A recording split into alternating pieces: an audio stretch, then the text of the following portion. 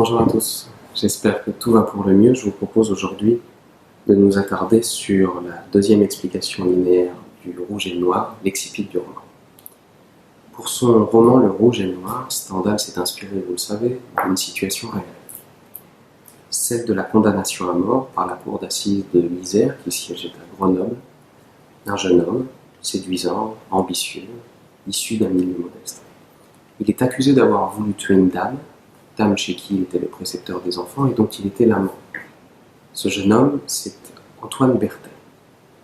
Et pour son roman, paru en 1830 et qui prend la forme d'un roman d'initiation, Stendhal va reprendre la trame du procès de Grenoble. Néanmoins, il va changer le nom des lieux, changer le nom des personnages. Antoine Berthet devient Julien Sorel. Dans les années 1820 qui sont dépeintes par Le Rouge et le Noir, il y a une caractéristique singulière qui est la violente réaction nobiliaire. Et face aux ambitions d'Antoine, de Julien, se dresse un nombre infini d'obstacles. De même aussi, ils séduisent des femmes de l'aristocratie. Dans Le Rouge et le Noir, Julien Sorel va d'abord séduire Madame de Rênal, puis Mathilde. Notre extrait est l'excipit du roman, la fin du roman Le Rouge et le Noir. Julien Sorel, par un artifice soudain de Stendhal, vient mourir, on vient d'apprendre sa mort dans une ellipse. Et dans notre extrait est dépeint les témoignages d'amour des femmes qui ont été éprises par Julien, Madame Louise de Rênal et Mathilde de la Mole. C'est à ce moment-là que vous devez lire avec attention, avec précision, l'extrait que vous avez sous les yeux. Je vous propose une problématique difficile, mais nous allons essayer de la délayer. La problématique serait la suivante. Comment l'ambivalence des sentiments face à la mort de Julien vient servir le juste dénouement à la vaine entreprise de Cursus Honorum. Comment l'ambivalence des sentiments face à la mort de Julien? Comment est-ce que sont fait témoignage le fait que le témoignage des sentiments de Mathilde et de Madame de Rênal n'est pas le même? Et comment ces deux sentiments différents, ces deux témoignages différents permettent à Stendhal de faire la vraie conclusion du cursus honorum, c'est-à-dire de la course aux honneurs, de la course aux ambitions de Julien Sorel. Pour répondre à cette problématique, nous pourrions dire que Stendhal présente en cette fin de roman le mélodrame de Mathilde, avant d'opposer l'amour ostentatoire à la pudeur de l'amour. Qu'en est-il de la première partie, c'est-à-dire le mélodrame de Mathilde? Au début de notre extrait, Fouquet, qui est l'ami et le dernier confident de Julien Sorel, accueille Mathilde, qui aurait dû devenir son épouse, face au corps sans vie de Julien, enveloppé dans un manteau. Le premier paragraphe est d'abord caractérisé par une focalisation interne. C'est à travers le point de vue de Fouquet que l'on suit le comportement de Mathilde. Fouquet n'eut pas le courage, il lui montra, Fouquet détourna les yeux, il entendit Mathilde. Quelle est cette conduite de Mathilde? Il s'agit d'un comportement pressé, agité. L'on voit cela à travers les verbes d'action. Elle se jeta, lui donna, ouvrir le manteau. Et ça crée un vrai contraste avec le silence et la pudeur de Fouquet. Silence et pudeur qui sont accentués par les négations. Fouquet n'eut pas le courage de parler ni de se lever. Fouquet détourna les yeux. D'ailleurs, Fouquet détourne les yeux quand Mathilde veut enlever le manteau sous lequel est le corps sans vie de Julien. Comme si Stendhal donnait raison à Fouquet et nous empêchait de voir cette scène. Suite à ces verbes d'action, à l'empressement de Mathilde, l'on voit qu'il y a un champ lexical de l'exaltation qui souligne le caractère tragique de Mathilde. Elle se jette à genoux, elle a un courage surhumain, ses mains sont tremblantes. Ce qui est intéressant, c'est que Mathilde fait référence à Boniface de la Mole et à Marguerite de Navarre. Boniface de la Mole, qui est un personnage historique réel et qui, dans le roman, se veut être l'ancêtre de Mathilde de la Mole, a été exécuté, décapité, et il entretenait une relation adultérine avec Marguerite de Navarre. Et la légende veut que Marguerite de Navarre ait récupéré la tête de son amant pour l'ensevelir, ou sous d'autres versions, pour la mettre dans du formol sous son lit. Mathilde va donc rentrer dans un jeu mélodramatique et mimétique avec cet héritage. Elle va donc prendre la tête de Julien, la déposer sur une table et l'embrasser. L'on voit ce jeu à travers la dévotion de Mathilde.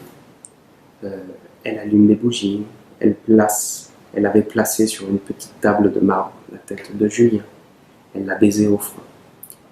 Toute cette dévotion est appuyée par le chant lexical des obsèques qui nous apporte une atmosphère funèbre.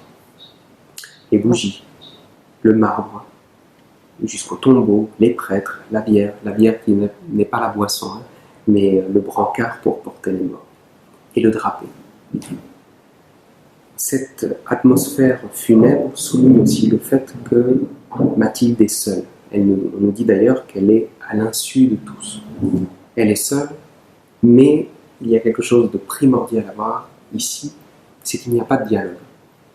Mathilde fait donc semblant de s'enfermer dans un mutisme pour faire témoignage de sa douleur.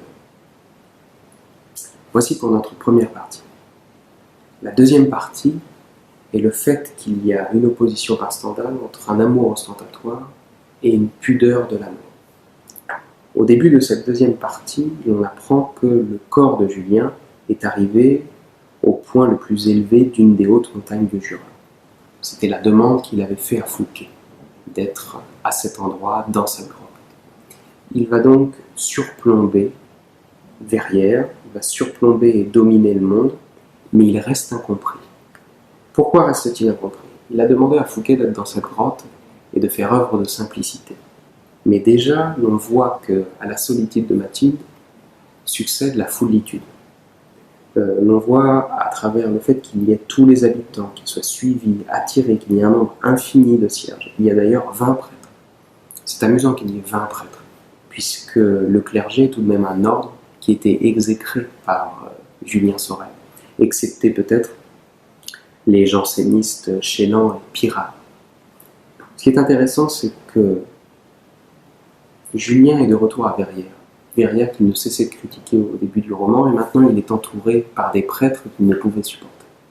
On voit donc ici qu'il est vraisemblablement incompris. Ce qui est intéressant, c'est que Stendhal va décrire la cérémonie de l'enterrement de Julien. Et on nous dit que cette cérémonie, il nous dit par la singularité de cette étrange cérémonie. Première chose qui est à noter, c'est singularité de cette étrange cérémonie, l'adjectif est antéposé, ce qui met l'accent sur étrange. De même, singularité porte une appréciation, disons, esthétique qui est inadaptée à une cérémonie funèbre. Ici, Stendhal porte donc un regard critique et ironique sur la situation. Quelle est cette situation? Mathilde apparaît. Elle apparaît en vêtements de deuil, en longs vêtements de deuil. Elle est quasiment dans un costume théâtral. Et à ce costume, disons, ostentatoire, son amour deuil, est souligné par une tonalité critique. Première chose, c'est qu'il y a un champ lexical de l'opulence, qui est encore une fois contradictoire avec un enterrement.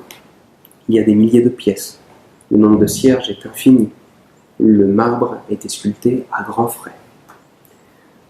Ce qui est intéressant, c'est que Mathilde est à nouveau seule avec Fouquet. Toujours dans son jeu mimétique, et sa référence à son ancêtre, le marquis Boniface de La Mole, elle va vouloir ensevelir de ses propres mains la tête de Julien. Et ici, Fouquet faillit en devenir fou de douleur. Stendhal, à travers Fouquet, épouse à nouveau la désapprobation face au comportement de Mathilde. La dernière phrase qui concerne Mathilde est fondamentale, puisque par ses soins, la petite grotte sauvage qui avait été les dernières volontés de Julien est ornée de marbre. Il y a ici une antithèse, grotte sauvage ornée de marbre, qui montre l'ironie de la vision de Stendhal par rapport à la conduite de Mathilde, mais aussi et sûrement la défaite de Julien Sorel, qui n'a pas pu voir exaucer son vœu de simplicité, de calme, en haut de Verrières, avant sa mort. à la fin, toute fin de notre extrait, donc toute fin du roman, est fait mention de l'amour par la pudeur de Madame de Rênal. On nous dit que Madame de Rênal a tenu sa promesse. Il s'agit de la promesse à ses vertus morales et aussi une promesse qu'elle a faite à Julien quand il l'a pardonné dans sa cellule à la fin de sa vie. Elle ne cherchait en aucune manière à attenter à sa vie. Elle a fait la promesse de ne pas se suicider, elle ne se suicidera pas. Mais, en toute fin de phrase, on nous dit que mais 3 jours après Julien, elle. Il y a donc une ellipse. Et ici, Julien et elle ne sont séparés que par une virgule. Comme s'il n'y avait plus que la mort qui séparait Julien de Madame Louise de Rênal.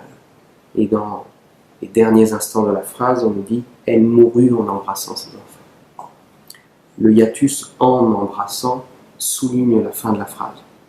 Comme si Julien n'avait pas pu épouser Mathilde, mais que désormais, symboliquement, il était uni à Madame de Rênal dans la mort. Dans cette fin de roman, Stendhal met en scène d'abord le mélodrame mimétique de Mathilde, après quoi il oppose le deuil ostentatoire de Mathilde de la Mole à l'amour pudique, infini mais sans issue de Louise de Rênal. La mort de Julien Sorel aurait pu figurer la fin du Rouge et le Noir, mais Stendhal y préfère un autre dénouement, celui de l'ironie et de la critique cynique de la noblesse que Julien Sorel a tant voulu atteindre. Et c'est ici que Stendhal va beaucoup plus loin que le fait réel d'Antoine Berthet. L'avocat d'Antoine Berthet avait choisi pour explication le crime passionnel. Stendhal, dont le roman est une défense de Julien, plaide lui pour la guerre des classes. Puisqu'au fond, qu'est-il reproché à Julien? D'avoir voulu essayer d'assassiner sa maîtresse? Peu probable. Mais plutôt de n'avoir été rien et d'avoir voulu devenir tout. Au même titre que, lors du procès de Meursault, il est peu vraisemblable que dans une Algérie coloniale, il soit reproché d'avoir tué un arabe. Il est reproché à Meursault, le jour de la mort de sa mère, de ne pas l'avoir